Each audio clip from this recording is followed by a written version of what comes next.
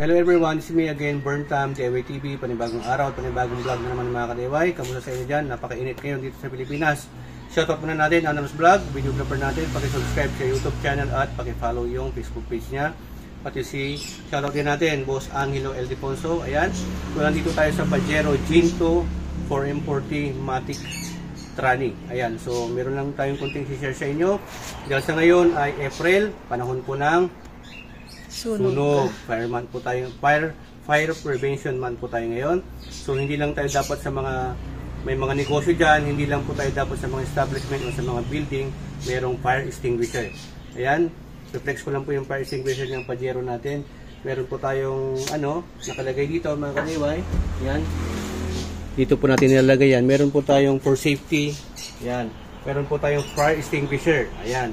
Bakit po? Anong pong purpose nito? Just in case, sa kalumaan ng sasakyan, sa init ng panahon, sa init ng makina, magkaroon ng short circuit, masunog yung wirings, masusunog. Para ma-prevent nyo, meron kayo fire extinguisher.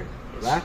So, ito, hindi nyo po magagamit. Pwede rin po sa, kunwari, sa may nasiraan o nasunugan sa, pag nalakbay mo sa kalsada, kita ka, pwede mong tulungan at mismo sa'yo.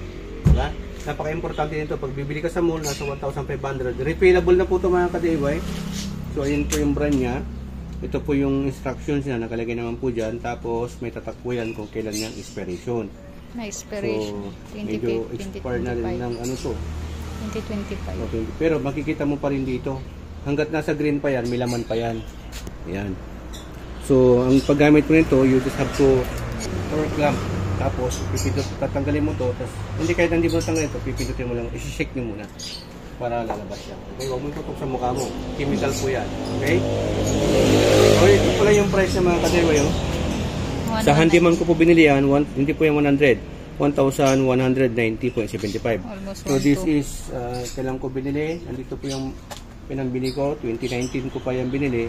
2025. 2025. Next year. Refillable naman to. Pag na-expire, pwede mong ipa-refill. Okay? Unlike doon sa mga nabibili sa Shopee or Lazada, wala pong, hindi ko alam kung meron na pong refillable. Meron po kasi disposable na tinatawag. Yun po yung mga mura. Sa 500, pwede ka na makabili. This is importante po ito mga ka-DIY. Hindi lang po sa mga business establishment, or sa bahay, dapat sa sasakyan, meron ka rin ganito, fire extinguisher, para naka-ready, just in case. So, ayan, habang nag-invest kayo sa mga burluloy ng sasakyan nyo, unahin nyo yung for safety ng sasakyan nyo. Kasi, di ba, sabi nga nila, di bali na manakawan, wag lang masunugan. Yes. Kasi napakahirap po ngayon na masunugan. Ubus to. Abo. O, di ba, makakapandami ka pa sa iba. So, ito, for safety. Ayan. Ayan, disclaim ko lang po, hindi po ako sponsor nitong Palmer. I-share ko lang po sa inyo para sa kaligtasan ko para po sa kaligtasan nyo at sa family ninyo. Okay? Any brand naman. So, any brand would do or can do. Okay. So, ayan lang po mga ka-DIY yung sample natin. So, ayan mga ka-DIY, pagka bibilhin mo to, may kasama na po dito, nalagayan niya. Para sa sasakyan po talaga. Yan. Holder po niya yan. So, ang gagawin mo, ganyan. Paharap mong ganyan. Tapos, ito, dito siya mag-hold sa neck nito. Ganyan siya. Tapos may kasama na rin dalawang tornilyo. Bubutas mo lang. Okay? So, ganyan siya. Pulak mo lang. Okay na yan. Hindi na yan gagalaw. Pagka kukunin mo, ganoon lang din. Hilain mo lang ito ganyan dito sa ulo. Kunwari, mabilisan. Ganoon lang. Diba? Tapos, persahan mo rin. Okay. Ayos. So, yan lang po sa ngayon. Hoping namin natutunan kayo dahil dito sa SPT. Natuto ka na, nakatipid ka pa dahil sa SPT. Sharing is caring. Ayan, maraming salamat. Tugat ng Pinagore, Berta.